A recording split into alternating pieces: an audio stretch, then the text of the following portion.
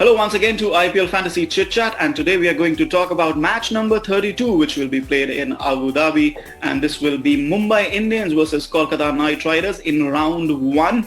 Mumbai Indians beat Kolkata Knight Riders by 49 runs. It was the second game of the tournament for Mumbai Indians, and they kick-started their consistent run from there. In the last game, Mumbai Indians beat Delhi Capitals in the table-topping clash by 5 wickets. Top of the table now for Mumbai Indians, and once again, they are so much in form, they are so consistent. I don't see any changes for Mumbai Indians unless they have qualified for the knockouts. Maybe then they will start to rest their prime players, because they're getting 2-3 days between every match, and it allows them to go on that consistent run. So Mumbai Indians looking really good at the moment. Consistency in their lineup, their batting, their bowling, everything in form. It's just a very, very good lineup at the moment for Mumbai Indians. No changes expected.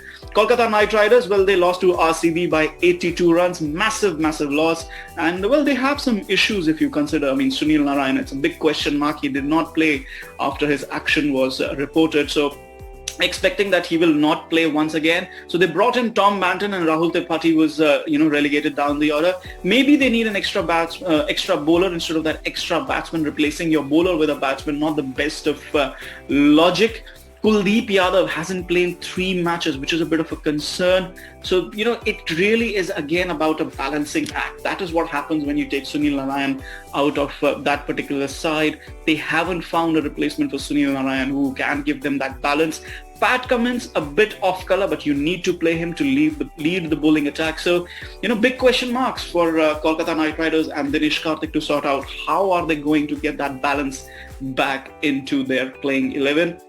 As far as combined fantasy 11, well, you guessed it. It is going to be very, very Mumbai heavy. Rohit Sharma, of course, there. Nitish Rana from Kolkata Knight Riders. Then you have Suryakumar Yadav, and then Shubman Gill from KKR. Then you can have Ishan Kishan. If you want 3 all-rounders, then Ishan Kishan does not play. Then you have to play Hardik Pandya and Kieran Pollard and Andre Russell. But if you want an extra batsman and lesser all-rounders, then you either rest Hardik Pandya or you either rest one of Andre Russell or Kieran Pollard. But I'm not sure that is going to be an option in terms of wicket-keeping options. Quinton de Kock or Dinesh Karthik, and your extra batsman, if you want it, really want it, you could go in for Evan Morgan or Tam Banton. Banton, if he plays, he will bat in the top order. Evan Morgan also hasn't really gotten going, but just depends. I'm not sure you would want to drop Shubman Gill and bring in Evan Morgan. Maybe it could be an option ahead of Suryakumar Yadav.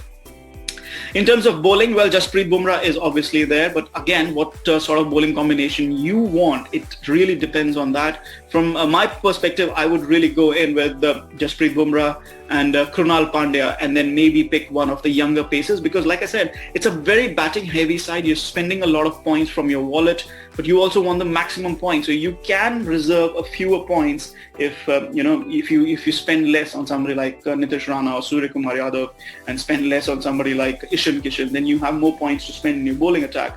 But if you control your bowling attack that way, if you spend lesser points on Rahul Chahar and Krunal Pandya or one of the younger Indian pacers, you have more points to spend in your batting lineup. So again, very, very tough and complicated situation, but very Mumbai heavy at the moment, and obviously given their form.